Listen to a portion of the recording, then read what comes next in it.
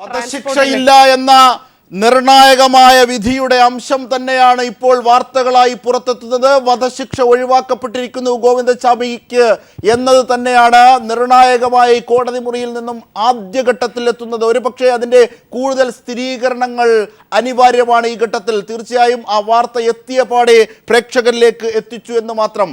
ഗോവിന്ദചാമിയുടെ വധശിക്ഷ ഒഴിവാകുന്നു എന്ന വാർത്ത തന്നെയാണ് അന്തിമ വിധിന്യായത്തിൽ അല്ലെങ്കിൽ പരമോന്നത കോടതിയിൽ നിന്നും ലഭിക്കുന്നത്. ഗോവിന്ദചാമിക്ക് വധശിക്ഷയില്ല. 7 വർഷം തടവ്.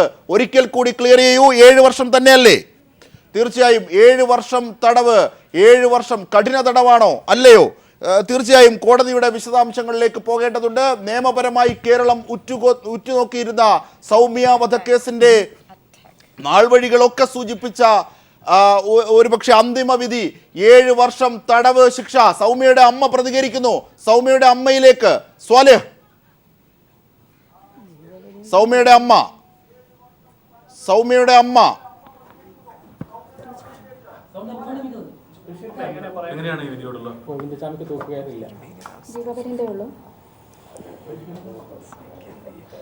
ഇത്രയും നീചമായി എൻ്റെ കുട്ടീനെ ഇങ്ങനെ ചെയ്തിട്ട് അവസാനം തൂക്കുകയറില്ല എന്ന് പറഞ്ഞിട്ടുണ്ടെങ്കിൽ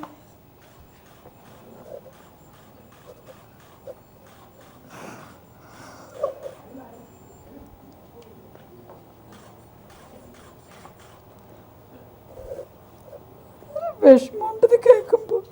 നെഞ്ച് പൊട്ടിപ്പോകുന്ന വാക്കുകളാണ് സുപ്രീം കോടതി എനിക്ക് കേൾക്കേണ്ടി വന്നത്. ഇത്ര നേരം ഞാൻ നീതി കിട്ടുമെന്ന് വിചാരിച്ച ഞാനിപ്പോൾ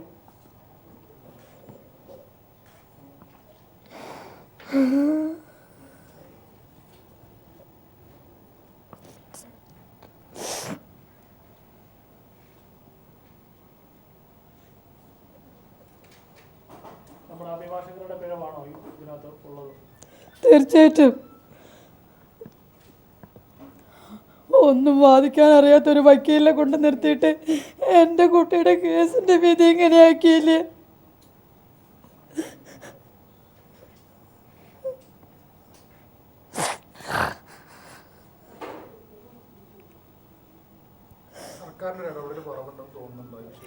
ഉണ്ട്, സർക്കാരിൻ്റെ ഒരു ഇടപെടൽ കുറവായ കാരണം കൊണ്ട് തന്നെയാണ് ഇത് ഇങ്ങനെയെല്ലാം സംഭവിച്ചത്.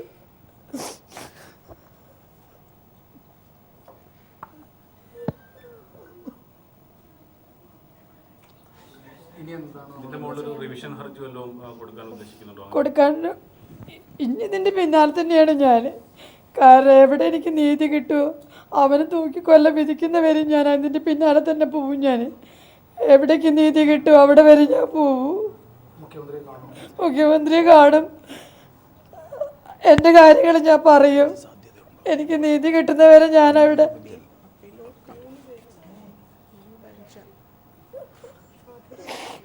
ഒരു പെൺകുട്ടീനെ എങ്ങനെയല്ല ചെയ്തിട്ട് അവസാനം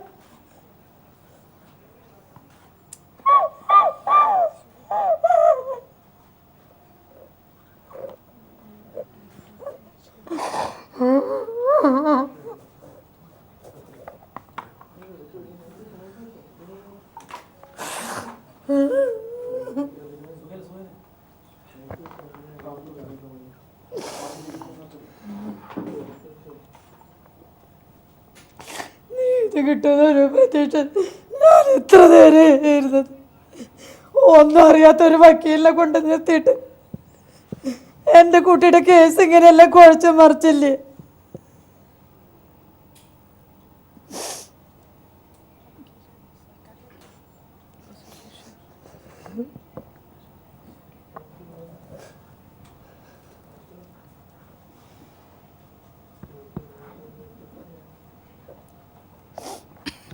ഞാനിതിന് എവിടെ വരെ പോകാൻ പറ്റുമോ അവിടെ വരെ ഞാൻ പോവും.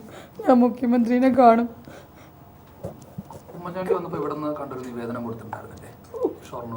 കൊടുത്തിട്ടുണ്ട്.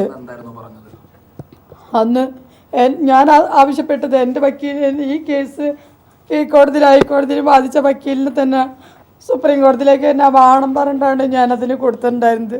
അവരത് ശ്രമിക്കാമെന്ന് വന്ന് പറഞ്ഞിട്ടുണ്ടായിരുന്നു. പക്ഷെ എന്നാലും ഗോവിന്ദചാമി അന്ന് കൊടുത്ത് അത് തള്ളിപ്പോയി. ജാമ്യം തള്ളിപ്പോയിരുന്നു. പിന്നീട് ഇപ്പോൾ ഈ ഭരണം മാറിക്കഴിഞ്ഞപ്പം ഇവരിങ്ങനെ ഒരു വക്കീലിനെ മാറ്റിയതോ ഒന്നും ഞാൻ അറിഞ്ഞിട്ടുണ്ടായിരുന്നില്ല. ഇപ്പോൾ ഈ ഭരണം മാറി വക്കീലിനെ മാറ്റി, ഒന്നും അറിയാത്ത ഒരു വക്കീലിനെ കൊണ്ടുപോയിട്ട് അവിടെ നിർത്തി, ഒന്നും അയാൾക്ക് അറിയൂല. എൻ്റെ കുട്ടിയുടെ കേസിന് ഇത്ര മാത്രം തെളിവുകൾ ഉണ്ടായിട്ട്, 1, 2, 3, 4 തെളിവുകളല്ല, അവളുടെ നഖത്തിൻ്റെ ഉള്ളിൽ നിന്ന് അവന് പിച്ച് മാന്തിയിട്ടുള്ള അവൻ്റെ തൊലിയാണ് അവളുടെ ദേഹത്തിൻ്റെ ഉള്ളിൽ നിന്ന് കിട്ടിയത്. എന്നിട്ട് പോലും തെളിവില്ല എന്ന് പറഞ്ഞ് സുപ്രീം കോടതി എന്താ ഇങ്ങനെ അറിയില്ല.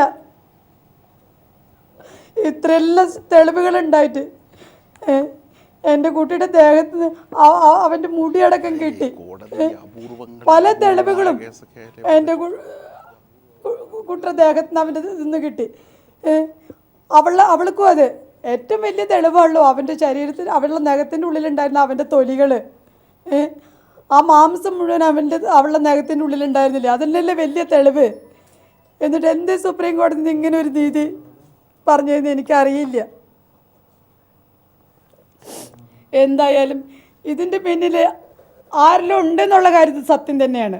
അല്ലാതെ ഇതൊരിക്കലും ഇങ്ങനെ വരില്ലേ. ഇത് ഒന്നും അറിയാത്തൊരു വക്കീലിനെ കൊണ്ട് നിർത്തിയിട്ട് ഇങ്ങനെ ഒരു വിധി പറയേണ്ട ഒരു അവസ്ഥയിൽ എത്തിച്ചത് വളരെ ദുഃഖമായുള്ളൊരു കാര്യമാണത്. ഞാൻ അന്ന് മുതൽ ഇന്ന് വരെ ഞാൻ ആഗ്രഹിച്ചതായിരുന്നു, 2011 എൻ്റെ കുട്ടിക്ക് ഇത് സംഭവിച്ച അന്ന് മുതൽ ഇന്ന് വരെ ഞാൻ ആഗ്രഹിച്ചതായിരുന്നു ഇനി ഒരു സൗമ്യ ഉണ്ടാവരുതെന്ന്. പക്ഷേ ദിവസം സൗമ്യന്മാർ കൂടി വരിക. ഇനിയിപ്പോൾ കൂടുതലാവുകയല്ലേ ഉള്ളൂ. കാരണം ഗോവിന്ദൻ ചാമിക്ക് തൂക്കുകയറിയില്ലല്ലോ. ഇനി ആൾക്കാർക്ക് എന്ത് ദുരന്തം ചെയ്താൽ എന്താ, ഒന്നിനും ഒരു കാര്യമില്ല. അപ്പോൾ ഇനി സൗമ്യന്മാരുണ്ടായിക്കൊണ്ടിരിക്കുകയുള്ളൂ. അതുണ്ടാവാതിരിക്കാൻ ഞാൻ എവിടെ വരെ പോകാൻ പറ്റുമോ അവിടെ വരെ ഞാൻ പോവും. അതിന് ഈ കോടാനക്കോടി ജനങ്ങൾ എൻ്റെ കൂടെ ഉണ്ട്, അതെനിക്ക് നല്ല ഉറപ്പുണ്ട്. ഞാൻ പോയിരിക്കും.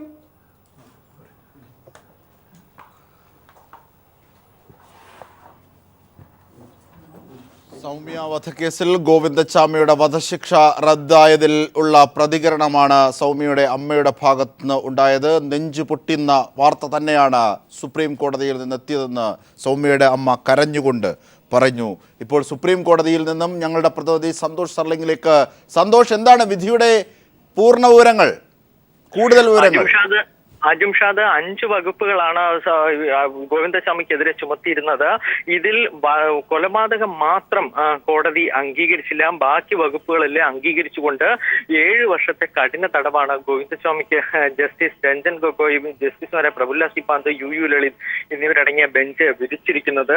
വിധിന്യായത്തിൽ വ്യക്തമാക്കിയത് IPC 376 റേപ്പ് ഇത് അംഗീകരിക്കുന്നു. പക്ഷേ ഈ വകുപ്പ് പ്രകാരമെങ്കിലും ജീവപര്യന്തം ഗോവിന്ദസ്വാമിക്ക് കിട്ടേണ്ടതായിരുന്നു. എന്നാൽ അതിന് തൊട്ട് താഴെ വകുപ്പുകൾ 396, 397, അത് ട്രെയിനിൽ വെച്ച് നടക്കുന്ന മോഷണവും അതേ തുടർന്നുള്ള സംഭവവികാസങ്ങളുമാണ്. ഈ വകുപ്പ് പ്രകാരം 7 വർഷമാണ് കഠിന തടവ്. ഇത് രണ്ടും കോടതി അംഗീകരിച്ചുകൊണ്ട് രണ്ടും ഒരുമിച്ച് അനുഭവിക്കാൻ 7 വർഷത്തെ കഠിന തടവ് മാത്രം ഇപ്പോൾ വിധിച്ചിരിക്കുന്നു. അതേസമയം കൊലപാതകത്തിൽ സാഹചര്യ തെളിവുകളുടെ സംശയത്തിന്റെ ആനുകൂല്യം നൽകി ഗോവിന്ദസ്വാമിയുടെ വധശിക്ഷ സുപ്രീം കോടതി റദ്ദ് ചെയ്തു. അത് തന്നെയാണ് സന്തോഷ്. അല്പം മുമ്പ് സൗമ്യയുടെ അമ്മയും ഇത് സംബന്ധിച്ച് പ്രതികരിച്ചു. അങ്ങനെയാണെങ്കിൽ വീഴ്ചകളാണ് സംഭവിച്ചത്, അതുകൊണ്ടാണ് സൗമ്യയുടെ ഘാതകന് കൊലപാതകത്തിലേക്ക് എത്തപ്പെടാതിരിക്കാനുള്ള ആനുകൂല്യം ലഭ്യമായതെന്ന്. അങ്ങനെയുണ്ടോ? എങ്ങനെയാണ് ഇതിനെ ഈ ഘട്ടത്തിൽ നിരീക്ഷിക്കാനാവുക? അജംഷാദ് 2014 ഗോവിന്ദസ്വാമി സുപ്രീം കോടതി ആദ്യം സമീപിച്ചത്. അന്ന് ജൂലൈ 30 സുപ്രീം കോടതി ഈ വധശിക്ഷ സ്റ്റേ ചെയ്തു. അതിനുശേഷം 2 ദിവസം വിശദമായ 2 വർഷം വിശദമായ വാദം 2 ദിവസം വിശദമായ വാദം കേട്ടു. ഗോവിന്ദസ്വാമിയുടെ അഭിഭാഷകൻ VA ആളൂരും പബ്ലിക് പ്രോസിക്യൂട്ടർ തോമസ് P. ജോസഫാണ് പ്രോസിക്യൂഷന് വേണ്ടിയും ഹാജരായത്. ഇതിൽ ആളൂര് കഴിഞ്ഞ വിചാരണ കോടതിയിലൊക്കെ വാദിച്ചത് മാത്രമാണ് വീണ്ടും എടുത്തു പറഞ്ഞത്. അതായത് ഇദ്ദേഹം ഈ ഗോവിന്ദസ്വാമി മോഷണ ശ്രമം നടത്താനാണ് ട്രെയിനിൽ എത്തിയത്, സൗമ്യ എടുത്തു ചാടുകയായിരുന്നു, അങ്ങനെ മരിച്ചു എന്ന്. പക്ഷേ പ്രോസിക്യൂഷൻ തിരിച്ചു വച്ചു ബലാത്സംഗം അടക്കമുള്ളവ ശാസ്ത്രീയമായി തെളിയിക്കപ്പെട്ടിരിക്കുന്നു, അതിനുള്ള ശ്രമത്തിനിടയിൽ സൗമ്യ കൊല്ലപ്പെടുകയായിരുന്നു എന്നാണ്. പക്ഷേ ഈ കൊലപാതകത്തിലാണ് കോടതി സംശയത്തിന്റെ ആനുകൂല്യം ഇന്നും നൽകിയിരിക്കുന്നത്. അതായത് സൗമ്യ ട്രെയിനിൽ നിന്നും ചാടിയതാണോ, സ്വയം ചാടിയതാണോ? കാരണം ആ ചാടിയതുള്ള മുറിവാണ് മരണകാരണമായിരിക്കുന്നത്. ആ ഭരണകാരണമായ മുറിവിലാണ് സംശയം കോടതി പ്രകടിപ്പിച്ചതും അതിന്റെ ആനുകൂല്യം നൽകി ഗോവിന്ദസ്വാമിയെ വിട്ടയച്ചതും. ഇതിനിടയിൽ പ്രോസിക്യൂഷൻ കോടതി ചോദിച്ച സംശയങ്ങൾക്കൊക്കെ ചില വിശദീകരണങ്ങൾ നൽകിയെങ്കിൽ പോലും ആ സംശയത്തിൽ തന്നെ ജസ്റ്റിസുമാരായ രഞ്ജൻ ഗൊഗോയ്, പ്രഫുല്ല സി പാന്തു, യു ലളിത് എന്നിവർ ഉറച്ചു നിന്നതോടുകൂടി ഗോവിന്ദസ്വാമിയുടെ വധശിക്ഷ റദ്ദ് ചെയ്തിരിക്കുന്നു. 7 വർഷം കഠിന തടവായി കുറഞ്ഞിരിക്കും. അതായത് ഇപ്പോൾ ഗോവിന്ദച്ചാമി അനുഭവിച്ച ശിക്ഷ കൂടി ഈ ശിക്ഷയിൽ ഉൾപ്പെടുമോ? അങ്ങനെയാണെങ്കിൽ 2 വർഷം കൊണ്ട് ഗോവിന്ദച്ചാമി ഇറങ്ങില്ലേ? ജിംഷാദ്, അക്കാര്യത്തിൽ കൂടുതൽ വ്യക്തത വേണം. കാരണം ഇപ്പോൾ തൊട്ട് മുമ്പ് സുപ്രീം കോടതി വിധിന്യായത്തിന്റെ പ്രസക്ത ഭാഗങ്ങൾ മാത്രം, അതായത് ഏതൊക്കെ വകുപ്പുകൾ അംഗീകരിച്ചിരിക്കുന്നു എന്ന പ്രസക്ത ഭാഗങ്ങൾ മാത്രം വായിക്കുകയാണ് ചെയ്തിരിക്കുന്നത്. ഇക്കാര്യത്തിൽ കൂടുതൽ വ്യക്തത വേണം. സ്വാഭാവികമായും പുതിയ സാഹചര്യത്തിന്റെ അടിസ്ഥാനത്തിൽ ഇതുവരെ അനുഭവിച്ച ശിക്ഷ ഈ 7 വർഷത്തെ കഠിന തടവിൽ ആക്കി കുറയ്ക്കാനുള്ള സാധ്യത കുറവാണ്. പക്ഷെ അക്കാര്യത്തിൽ വിധിന്യായം പുറത്ത് വരണം. ഇതിന് വക്കീലും തീർച്ചയായും അതിന്റെ വിശദാംശങ്ങളിലേക്ക് തന്നെ പോകാം. ഒരുപക്ഷെ സന്തോഷ്, അതായത് മരണകാരണമായി ഉണ്ടായ മുറിവ് അത് ഗോവിന്ദച്ചാമി ഉണ്ടാക്കിയതാണോ ഇല്ലയോ എന്ന് തീർച്ചയായും അത് നിയമത്തിന്റെ വശമാണ്. ഒരുപക്ഷെ നമുക്കതിലേക്ക് കടക്കാനാകില്ല. ആ വിധിന്യായത്തിലേക്ക്, കോടതി ലക്ഷ്യത്തിലേക്ക് പോകാതെ തന്നെ ഗോവിന്ദച്ചാമി ഇല്ലായിരുന്നു എങ്കിൽ സൗമ്യ മരിക്കില്ലായിരുന്നു എന്നതാണ് ഒരു യാഥാർത്ഥ്യം. ഒരുപക്ഷെ അത് കോടതി അംഗീകരിക്കുകയും ചെയ്തിരിക്കുന്നു. അങ്ങനെയാണെങ്കിൽ ഗോവിന്ദച്ചാമിക്ക് പരമാവധി ശിക്ഷ അവിടെ ഉറപ്പാക്കാൻ പ്രോസിക്യൂഷന് പരാജയം സംഭവിച്ചിട്ടുണ്ടോ? അതോ നമ്മുടെ നീതിന്യായ വ്യവസ്ഥയുടെ സ്വാഭാവികമായ പ്രക്രിയയുടെ പരിമിതിയാണോ അത്? എങ്ങനെയാണ് ഇതിനെ കാണേണ്ടത്? സൗമ്യയുടെ അമ്മ പ്രോസിക്യൂഷനെ കുറിച്ച് പറഞ്ഞു, അതുകൊണ്ട് കൂടിയാണ് സംശയമാണ്. ജിംഷാദ്, പ്രോസിക്യൂഷന്റെ ഇക്കാര്യത്തിലുള്ള വാദങ്ങൾ കഴിഞ്ഞ ശേഷമാണ് കോടതി സംശയങ്ങൾ ഉയർത്തിയത്. നിയമവിദഗ്ധരും വ്യക്തമാക്കുന്നത് എന്തുകൊണ്ട് വാദത്തിനിടെ ഇത്തരം സംശയങ്ങൾ കുറയ്ക്കുന്ന തരത്തിലുള്ള തെളിവുകളോ വാദമോ നടത്താൻ പ്രോസിക്യൂഷന് കഴിഞ്ഞില്ല എന്ന് ചില നിയമവിദഗ്ധരൊക്കെ ചൂണ്ടിക്കാണിക്കുന്നുണ്ട്. പക്ഷെ പ്രോസിക്യൂഷൻ അവകാശപ്പെടുന്നത് ഇത്തരം സംശയങ്ങൾ നേരത്തെ തന്നെ തീർത്തു എന്ന് തന്നെയാണ്. പക്ഷെ ഈ സംശയത്തിന്റെ ആനുകൂല്യം നൽകുന്ന കോടതി ചോദിച്ച ചോദ്യത്തിനുള്ള വ്യക്തത സ്വാഭാവികമായും വിധിന്യായത്തിൽ ഉണ്ടാകില്ല എന്ന് പ്രോസിക്യൂഷൻ പ്രതീക്ഷിച്ചു. കാരണം ഇപ്പോൾ രാജ്യത്ത് ഇത്തരത്തിലുള്ള കൊലപാതകങ്ങൾ വർദ്ധിച്ചു വരുന്നൊരു പശ്ചാത്തലം കൂടിയുണ്ട്. പ്രത്യേകിച്ച് നിർഭയ കേസിനടക്കം അതിനുശേഷം അതിനുശേഷം ഒരു പൊതുവികാരം രാജ്യത്ത് ഉയർന്നു വന്നിട്ടുണ്ട്. അതുകൊണ്ട് തന്നെ സൗമ്യ കേസിൽ ഏതെങ്കിലും തരത്തിൽ കോടതി ഒരു ശിക്ഷയിളവ് നൽകുമെന്ന് പ്രോസിക്യൂഷൻ പ്രതീക്ഷിച്ചില്ല. അതാണ്, ആ പ്രതീക്ഷയിലേക്ക് പ്രോസിക്യൂഷൻ പോയി. തീർച്ചയായും അതൊരു പക്ഷേ ന്യായീകരണം ഉള്ളതുമല്ല. അങ്ങനെയാണെങ്കിൽ സന്തോഷ് സർലിംഗ്, ഇവിടെ ഇതിൻ്റെ മുഴുവൻ വശങ്ങളും നിയമവിദഗ്ധരുമായി നമ്മൾ ആലോചിച്ചിട്ടുണ്ടാകാം. ഇതിൻ്റെ മുഴുവൻ വശങ്ങളും പരിശോധിക്കുമ്പോൾ ഇനി എന്തൊക്കെ സാധ്യതകളാണ് നിയമപരമായി ഇതിൻ്റെ മുന്നിലുള്ളത്? ജിംഷാദ്, ഇനിയുള്ളത് സുപ്രീം കോടതിയിൽ സാധാരണ വിധിന്യായം വന്നു കഴിഞ്ഞാൽ പിന്നെ പുനഃപരിശോധനാ ഹർജി എന്നൊരു അവസരമുണ്ട്. ഈ പുനഃപരിശോധനാ ഹർജി മുതിർന്ന അഭിഭാഷകൻ ഈ വിധിന്യായത്തോടൊപ്പം ഒരു നോട്ടോടുകൂടി 3 ജഡ്ജിമാർക്ക് നൽകുകയാണ് ചെയ്യുക. 3 ജസ്റ്റിസുമാരും അവരുടെ ചേംബറിൽ വെച്ച്, അതായത് ഏതെങ്കിലും ദിവസം ഒരു ഉച്ചയോടുകൂടി കോടതി പിരിഞ്ഞതിന് ശേഷം അവരുടെ ചേംബറിൽ വെച്ച് ഇത് പരിശോധിക്കും. അഭിഭാഷകർക്കൊന്നും ആ സമയത്ത് പ്രവേശനം ഉണ്ടാകില്ല.